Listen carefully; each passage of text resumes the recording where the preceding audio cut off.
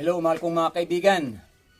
Tayo po ay mag-chitsinso nitong napakalaking puno ng amulawin. Itong mga ugat po ay ating chitsinsuhin.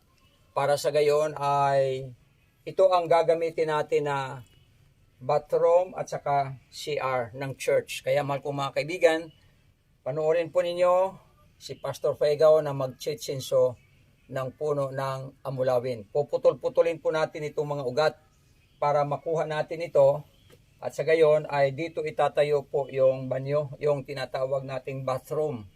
So atin pong chitsinsuin ngayon mahal kong mga kaibigan.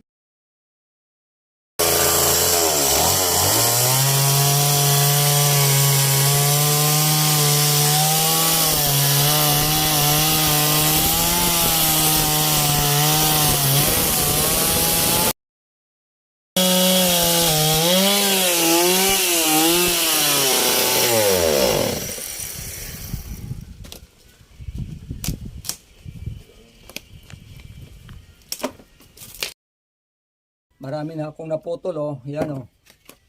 Yan, pati dito, pinutol ko lahat, paikot. Dito. Oh, dito, oh. Putol na rin ito. Ayan, putol na rin ito.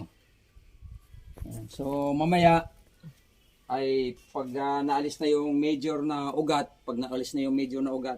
ay amin na pong chitsinsuin yung pinakang major, yung nakapalalim. Tapos, itulak na namin. Dito itatayo po mahal kong mga kaibigan yung bathroom. Ito naman yung CR. Ayan, ito ang CR. So kaya nais naming matumba ito para makonstruct na po yung bathroom. Dalawang bathroom po ito. Bathroom ng church at saka ito yung CR ng church. So mahal kong mga kaibigan, inyo nakita kung paano namin puputulin ang mga ugat at pagkatapos ito tumba itong malaking puno na ito. Amulawin po ito mahal kong mga kaibigan.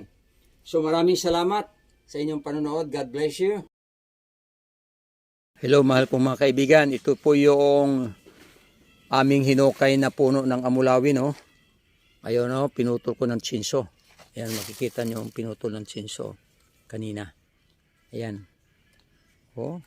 Laking puno ng amulawin mahal kong mga kaibigan, pero ito ay nabunot namin, pinutol ng tsinso. Yan, oh, yan, yan. Okay, so yan po ang ginawa namin. Talagang napakalaking tulong ang maliit na tsinso. Okay, yan, oh, laki yan, oh. Okay mga kaibigan, thank you sa panonood. Bye bye.